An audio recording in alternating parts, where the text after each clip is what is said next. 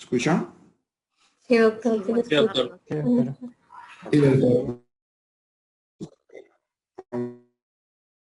Vamos a esperar unos 3 minutos para que terminen de ingresar todos sus...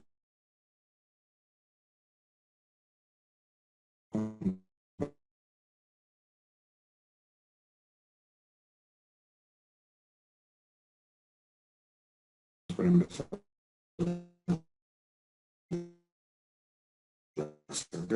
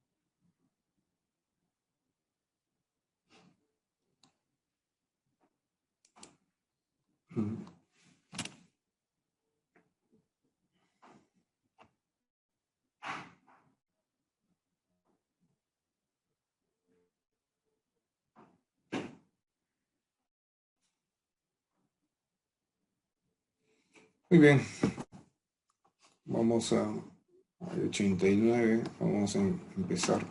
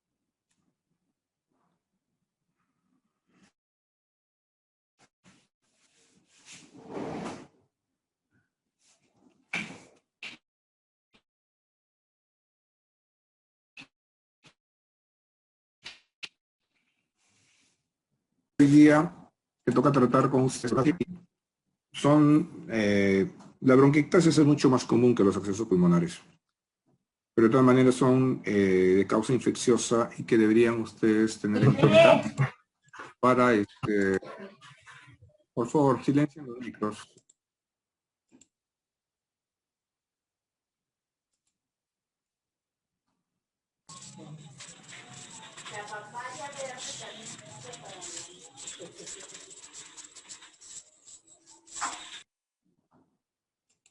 No enciendan micros si es que no lo digo yo, ¿ok?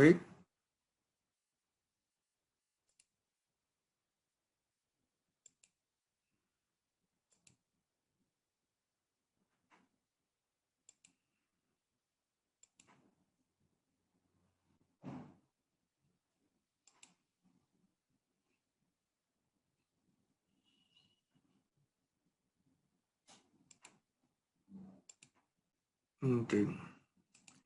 Muy bien, empezamos. ¿Qué son bronquiectasias?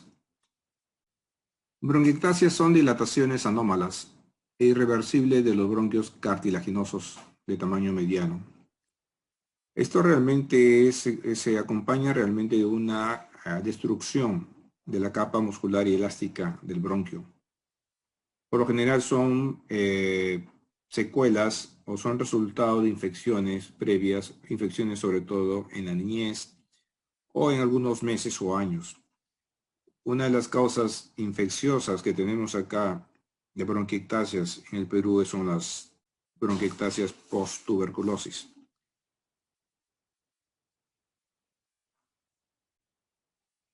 Es una enfermedad muy frecuente y que está por detrás nada más del asma y la EPOC. La variabilidad de las bronquiectasias y sus causas propiamente dichas son, en este estudio que realizaron en Norteamérica, Europa y parte de Asia, se encontró que muchas son idiopáticas, pero la mayoría, que acá vemos con rojo, la mayoría son post-infección. Hay otras que están asociadas a procesos inmunes. Hay otros que están asociados, como la disinasia primer ciliaria, a procesos genéticos. Y algunos son asociados a enfermedades reumáticas o a enfermedades tipo aspergilosis. Las causas de las bronquiectasias son múltiples. Como les dije al inicio, una de las más comunes en nuestro medio es las post-infecciosas y entre ellas tenemos la de pacientes que ya han tenido tuberculosis. Después tenemos la micobacteriosis, que son no tuberculosas, aquellos pacientes que han tenido neumonías, especialmente las neumonías necrotizantes, especialmente por Klebsiella pneumoniae, Staphylococcus aureus o Pseudomonas, por tosferinas y algunos virus. También tenemos bronquiectasias que son causadas por obstrucciones bronquiales. Acá una de las comunes de obstrucción bronquial tenemos por cáncer. Bronquiectasias por alteración de respuesta inmunitaria en pacientes con ELISA, VIH, o secundarias alguna infección virales en pacientes inmunodeficientes o en pacientes que están recibiendo corticoterapia crónica. Y las ya genéticas, las bronquiectasias por alteraciones primarias del sistema mucociliar, tenemos fibrosis quística, tenemos síndrome de Cartagener, síndrome de Young, entre otras. Este es un caso de pacientes con bronquiectasias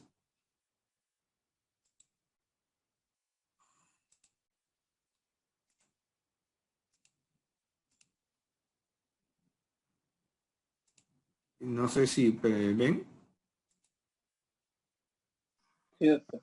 ¿Ven el puntero? Ya, acá en la imagen ven bronquiectasias y si se dan cuenta el corazón está hacia el otro lado, entonces es una destrocardia. Acá la vemos la tomografía, este fue un síndrome de Cartagener que tuvimos en el hospital.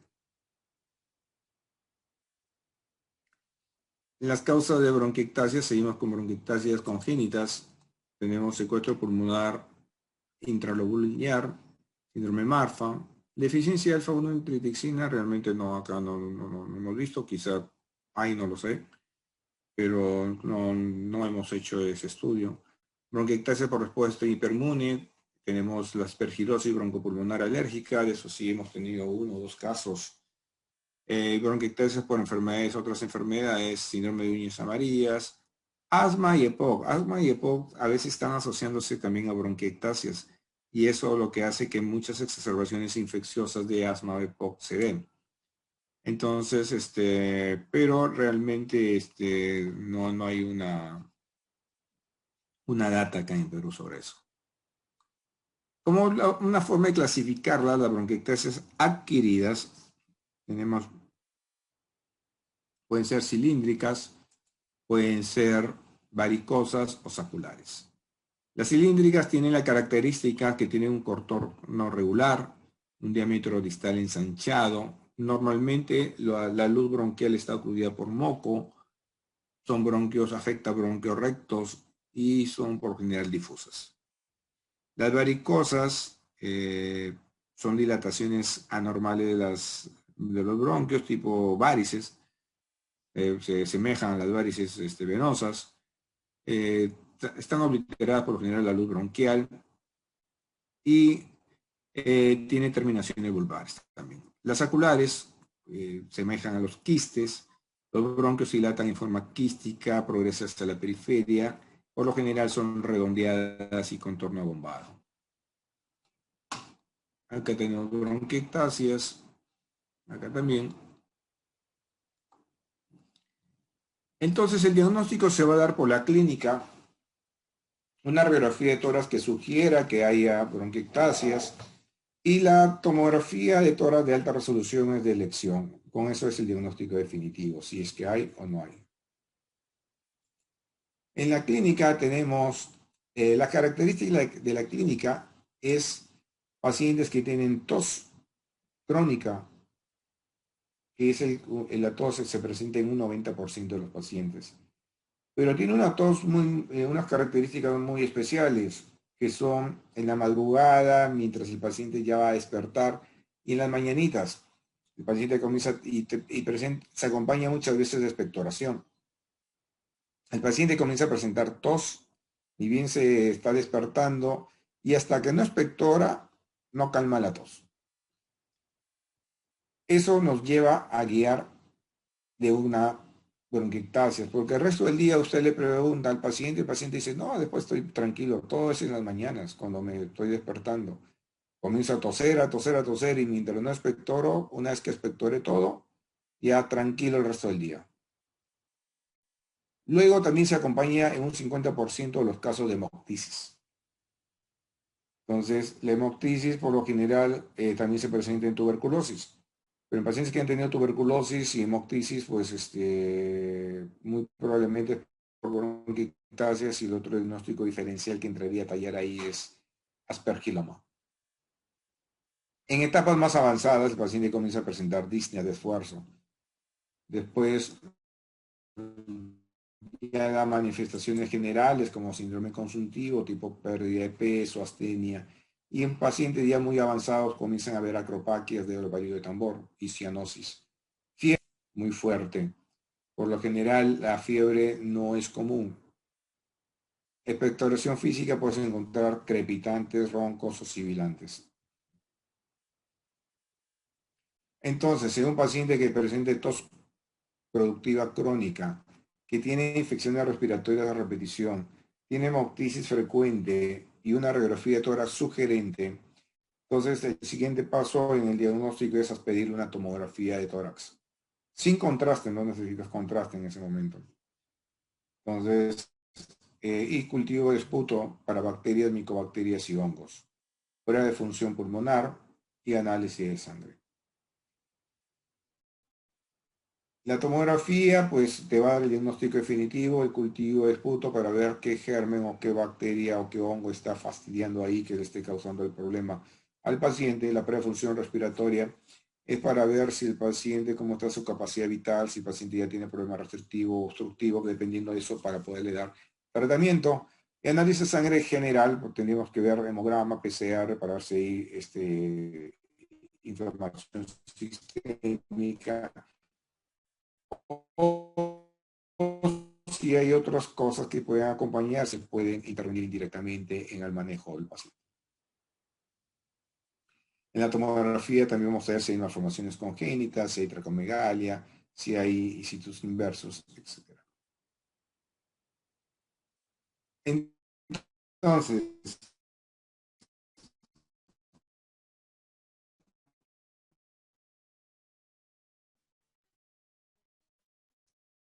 se tiene que hacer una muy buena historia clínica de fibrosis quística, cartagenera, algún tipo de ese tipo de enfermedades.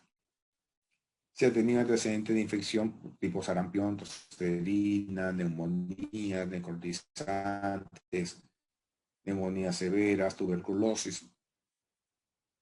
Si es muy susceptible a infecciones, otitis, neumonía, repetición, hay que tener en cuenta que debe tener algún tipo de debilidad desde el punto de vista inmunológico. Si trabaja en la parte oral, si trabaja inspirando tóxicos, si hay aspiración, tipo si tiene reflujo gastroesofágico, reflujo gastroesofágico nos puede dar también bronquiectasias y fibrosis o disfagia neuromotora. Si tiene infertilidad, pancreatitis, todo eso va a depender para las bronquiectasias primarias.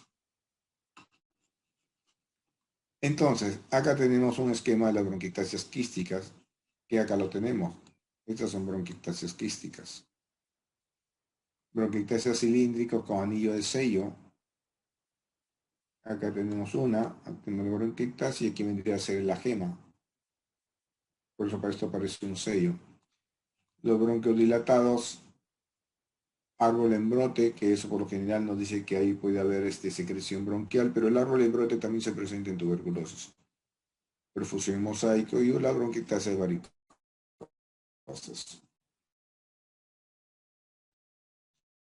Acá tenemos bronquiectasias centrales, la bronquiectasia alérgica. Acá tenemos bronquiectasia postinfecciosa, postneumonía. Tenemos acá a nivel sello, vean acá el aro y aquí vendría a ser la gema del sello, del anillo. A nivel sello, tenemos acá varias. Tenemos unas quísticas, acá tenemos una bula. Y acá tenemos árbol en brote, que eso nos está diciendo que el paciente puede tener una infección todavía en este momento. Estas son las varicosas, esta es una tomografía, tenemos las bronquiectasias varicosas. Si se ven parecen las venas, unas varices. Y los bronquios, como les dije, centrales y están muchas veces taponeados. Acá tenemos que ver más encima, miren el árbol en brote, que esto nos está indicando que estas bronquiectasias están infectadas con secreción, pero esta secreción también puede ser tuberculosis, como le digo. La sospecha clínica tenemos que ver dependiendo si hay infecciones a repetición. Hay que pensar en pruebas diagnósticas de inmunológico, inmunoglobulina su clase IgG, función de neutrófilos, virus de VIH, por ejemplo. En aspergilosis broncopulmonar, vaya antecedente de asma, bronquiectasias centrales, se le pide la IgE, el panel de alergias, entre ellos para aspergillus y precipitina frente a aspergillus. La disinencia ciliar primaria va a tener un paciente que tiene otitis, rinocinositis, infertilidad y destrocardia. Entonces se le pide estos exámenes. Hay que tener en cuenta que el reflujo gastroesofágico también da bronquiectasias. Paciente con reflujo, con virosis, hay que hacerle manometría y pH-metría. El tratamiento de la enfermedad subyacente cuando sea posible. Movilizaciones, farmacológico puede ser. Tratamiento antiinflamatorio, esteroides inhalados. Entre los tratamientos para movilización de secreciones puede ser mecánico, tenemos la parte fisioterapeutia. Farmacológico se le fluidifica tipo acetilcisteína, el mejor fluidificante es el agua, el que el paciente tiene que estar hidratado. El tratamiento antiinflamatorio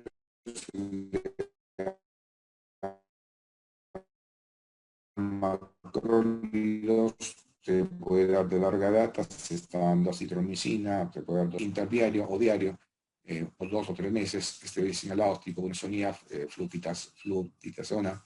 El tratamiento antimicrobiano tiene que ser específico de acuerdo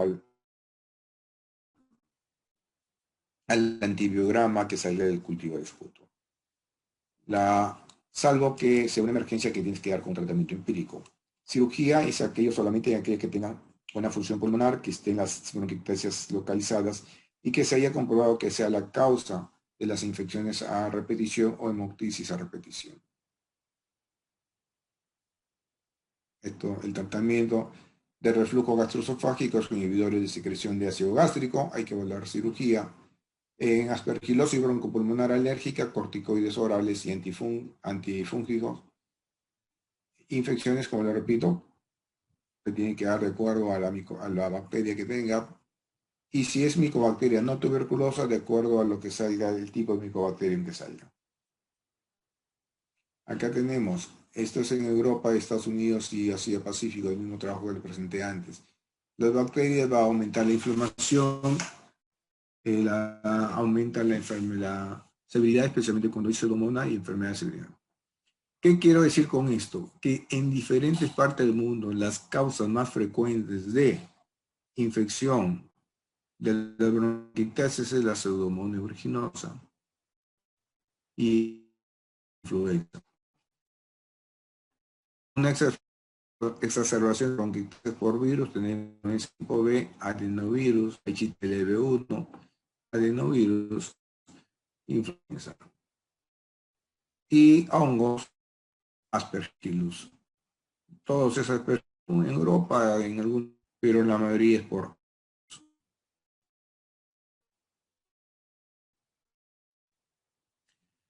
Entonces, el tratamiento en caso de pseudomonas aeruginosa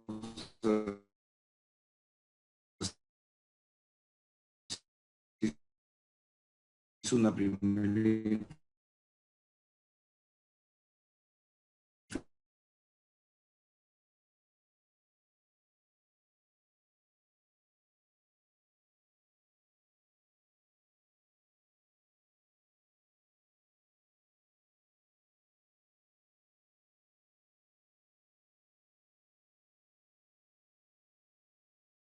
a 3 veces por semana o 250 miligramos diario. Por lo general, el tratamiento es por 6 meses. Los corticoides inhalados no se recomienda rutina, pero en pacientes que tienen broncoconstricción puedes darle. O en aquellos pacientes que tienen ya diagnóstico de aspergilosis broncopulmonar alérgica. Para la obstrucción del flujo aéreo se recomienda pues, los beta-agonistas tipo salbutamol, fisioterapia respiratoria que ayuda a que el paciente logre expectorar. Como les dije anteriormente, el paciente tiene que estar bien hidratado. Pero en aquellos pacientes que ya tienen obstrucción al flujo aéreo en forma crónica, tienes que darle ya beta-adrenérgicos de acción prolongada. Los anticolinérgicos, que ejemplo el bromuro-ipratropio o triotropium, no hay información sobre el uso en bronquiectasias.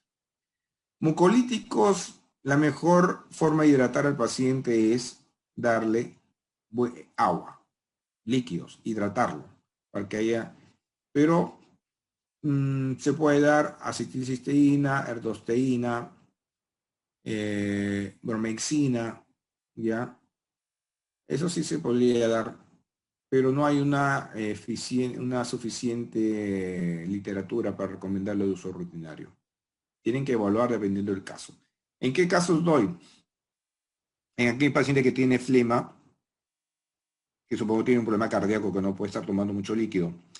Entonces, y el paciente yo tengo flema espesa que me dificulta eliminarla, en ese caso sí le doy un mucolítico.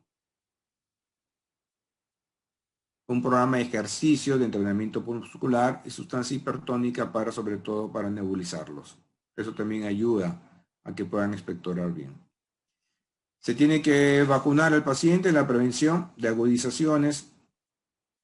Se recomienda la vacunación antineumocócica 23 valente, vacunación contra influenza, y el tratamiento crónico de acitromicina o eritromicina. Entre las dos prefiero acitromicina, teniendo en cuenta que tiene menos efectos colaterales desde el punto de vista, si alguna vez ha probado una eritromicina o claritromicina, les queda un sabor metálico. Entonces mejor es la acitromicina en ese caso. ¿Cómo reconocer que un paciente tiene acceso pulmonar? Se reconoce esto teniendo en cuenta que el paciente aumenta la producción de flema, de expectoración, y la mucosidad, que normalmente era blanca o transparente, comienza a ser amarilla verdosa. Ya con esos dos datos, el paciente ya tiene que dar tratamiento antibiótico. ¿Alguna pregunta hasta ahí? Antes de pasar a acceso pulmonar.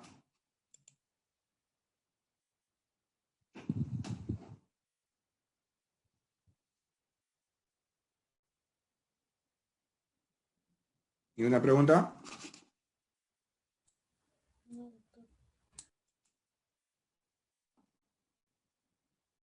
Si No, está, doctor. pues ya todo está bien. En el examen, las preguntas que he puesto, entonces ya van a estar respondidas facilitas. Entonces, muy bien. Acceso pulmonar. El caso de hoy día. Bueno, ¿qué es un acceso pulmonar? Es una zona necrótica del parénquima pulmonar que contiene material purulento que se produce por la acción infecciosa. Habitualmente este material se encuentra de salida a través del árbol bronquial. Tenemos acá, en la foto, aéreo, unas paredes gruesas, irregulares. Esto es típico de un acceso pulmonar.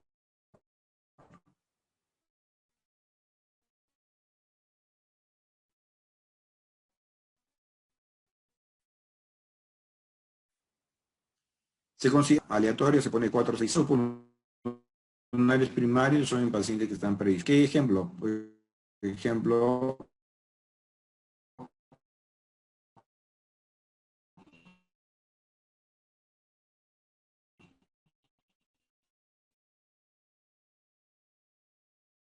aquellos que tienen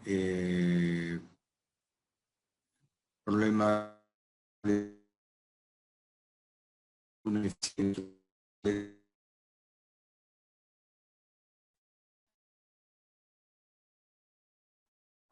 No se le está escuchando, doctor.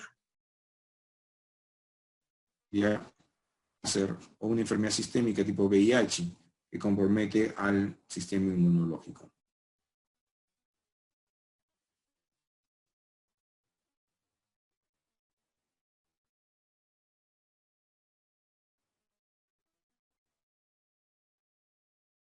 No se escucha nada, doctor. Ahora, Ahora sí, doctor, pero se lo escuchaba entrecortado. La exposición se escucha entrecortada toda la exposición. ahora ya es mejor. Sí, ahora sí se lo escucha. Si algo está pasando con el internet.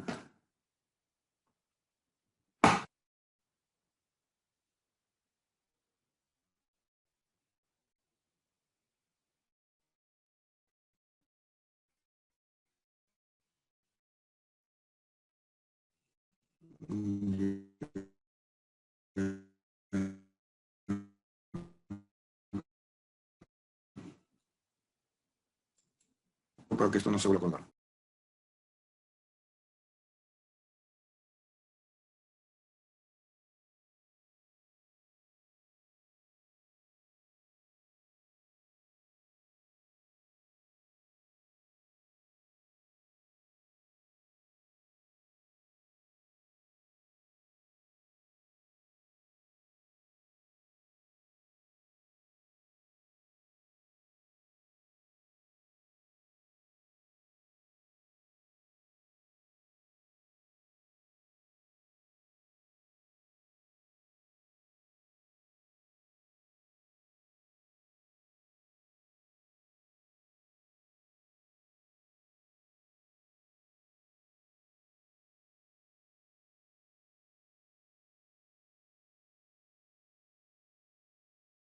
Vascular aguda, convulsiones, drogas, sobredosis de drogas, aquellos que tienen disfagia, disfunción de cuerdas vocales, o también durante la instrumentación, intubación traqueal fallida, que pueden esos microbios llevárselos al pulmón, traqueostomía o broncoscopía.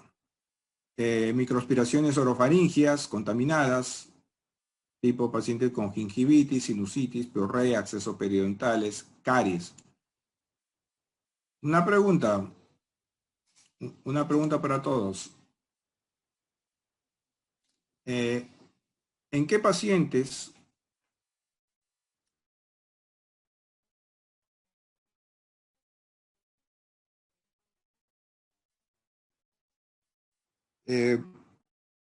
con acceso pulmonar o con neumonía aspirativa? ¿Alguien tiene una idea?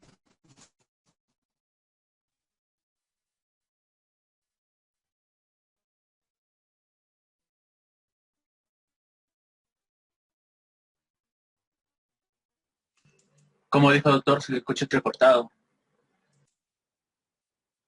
¿Alguna idea?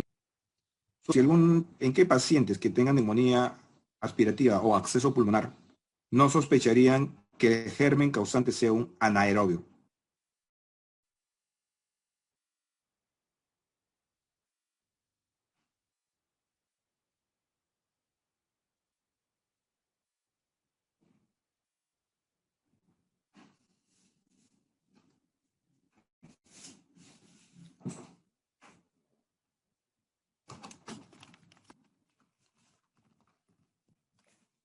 ¿En cuál?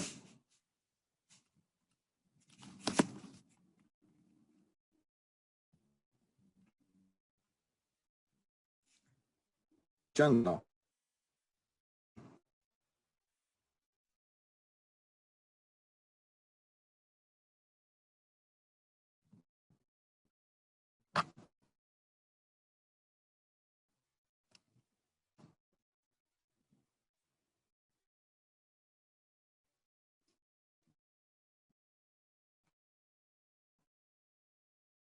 ¿Escucha?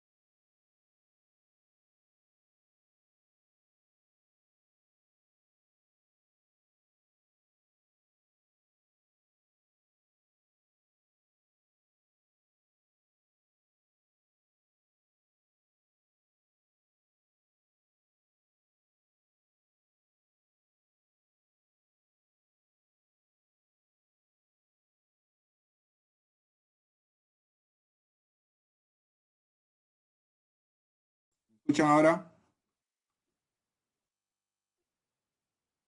Hola. Sí, doctor. Conspirativa en quienes no sospecharían que sea de etiología anaeróbica.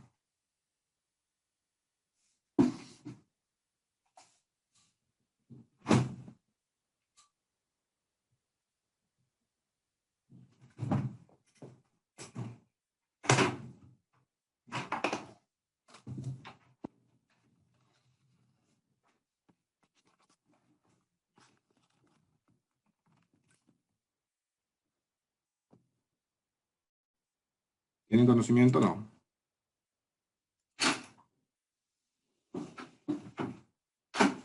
No, doctor.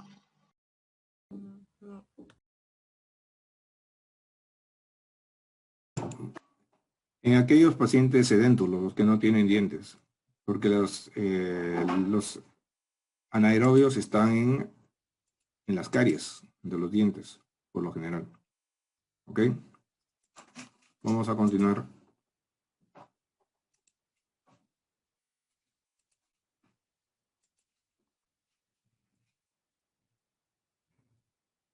Bueno, los causantes de acceso pulmonar.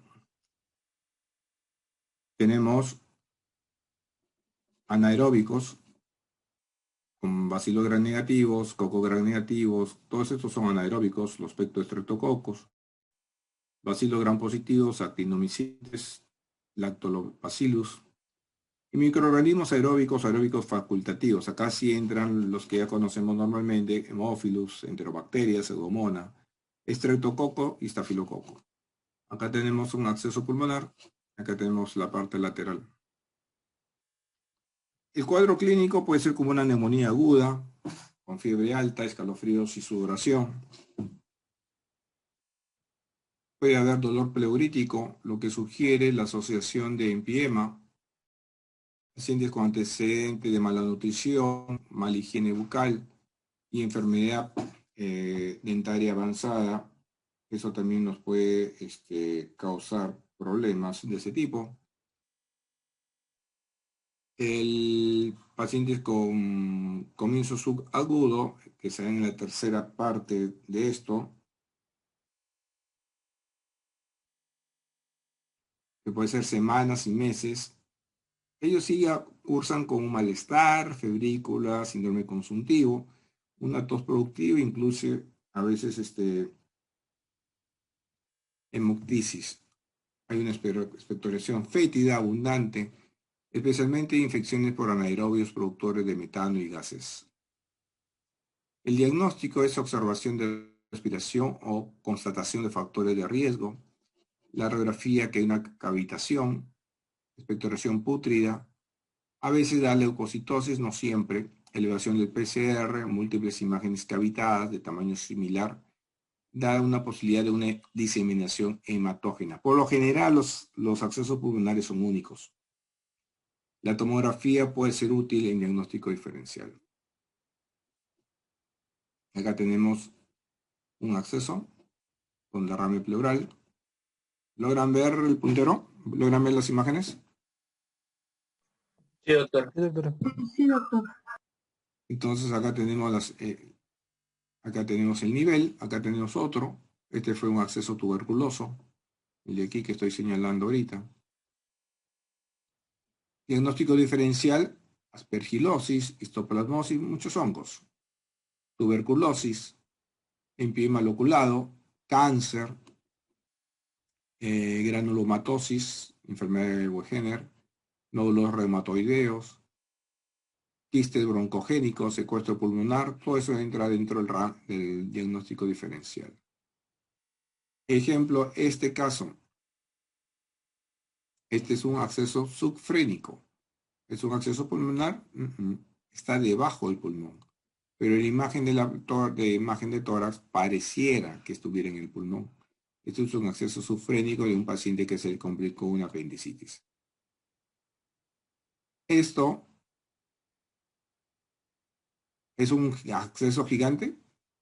¿Qué piensan?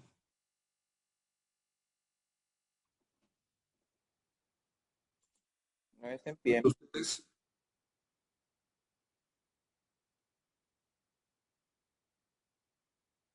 ¿Alguien que piensa, qué cree que es eso? Derrame. No, Empiema. tampoco. Mire, viene así, ahí, Un quiste. hasta acá. Este es un quiste hidatídico roto. La diferencia del quiste es que en el acceso, miren, este es clásico solamente en quiste hidatídico, el signo del camalote. ¿Qué significa esto? Normalmente un acceso es una línea que se traza limpia. Pero si ustedes ven acá, aquí no es recto, parece que hay una ondulación para abajo. Sigue acá hay una muesca. Sigue. ¿Qué significa? ¿Qué cosas son estas cosas que se ve ahí? Son los restos de la membrana quística que están nadando en el sobrenadar. Normalmente estos pacientes se acompañan previamente de vómica. Entonces, volvamos al manejo del acceso pulmonar. El antibiótico debe tener contra bacterias anaeróbicas y aeróbicas. La clindamicina es de elección al inicio porque es superior también a la penicilina sola. Amoxicilina más ácido clavulámico o ampicilina sulbactam también tienen curas similares a la clindamicina. Moxifloxacina y carbapenénicos también se han utilizado con cierto éxito. O sea, acá lo que más utilizamos es la clinda de 600 miligramos cada 8 horas. Si vamos a utilizar amoxicilina clavulámico es 1 gramo cada 12 horas. Y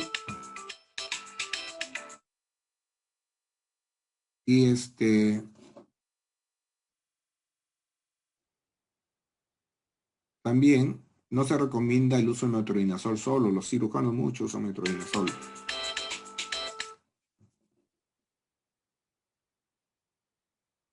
Carece de suficiente actividad con pectoestreptococos.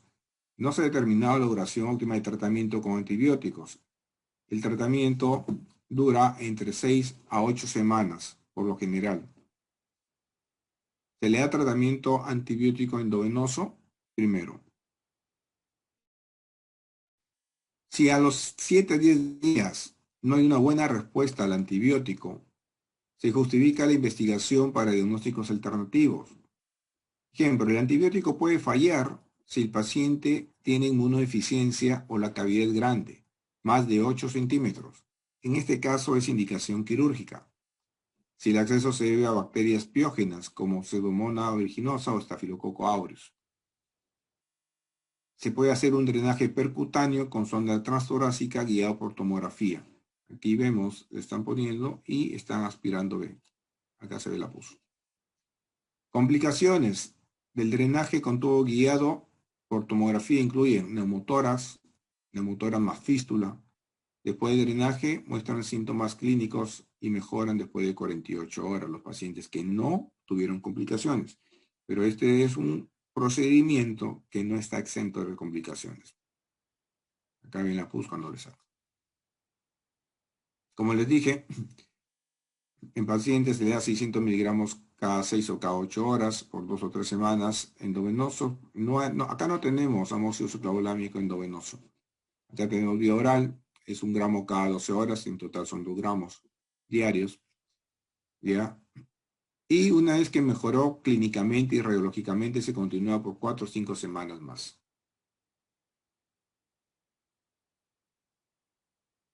En el caso de hoy,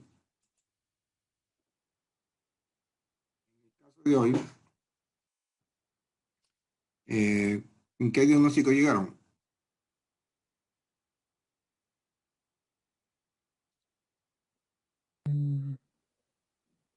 Absceso posinfeccioso, doctor. En caso de hoy fue un acceso pulmonar. No fue uno, fueron varios accesos pulmonares. Tenía como 3 y tenía unos en formación. Entonces, como les dije, cuando hay accesos pulmonares múltiples, son muy pocas las enfermedades que causan accesos pulmonares múltiples. Entre ellas tenemos ¿qué? Entre ellas tenemos la tuberculosis y las endocarditis. Pero para que haya accesos pulmonares múltiples, tiene que ser endocarditis bacteriana derecha, no izquierda, que es la común. Porque la izquierda te dispara los émbolos hacia periferia, a uñas, como han visto, a las palmas, a los dedos de los pies, al cerebro. Pero para que te dispare a pulmón, tiene que ser un problema cardíaco derecho, para que dispare eso a pulmón. Entonces es una endocarditis bacteriana derecha, lo del paciente de hoy día. Por eso a propósito se puso en la historia clínica, tenía una ecocardio transtorácica normal, porque normalmente en estos pacientes el diagnóstico se hace por ecocardios transesofágica. Un poquito difícil hasta hoy día el caso. Disculpen que ha habido muchas interrupciones con la señal y ahora ya la estabilicé. No sé si tienen alguna pregunta.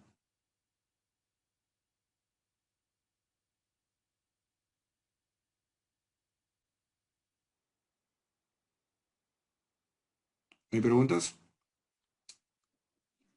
No, doctor. Muy bien, gracias. El grupo de rotación que se conecte al link de las exposiciones. Gracias. Nos vemos. Gracias, doctor. Gracias, doctor. Hasta luego. Gracias, doctor. Hasta luego.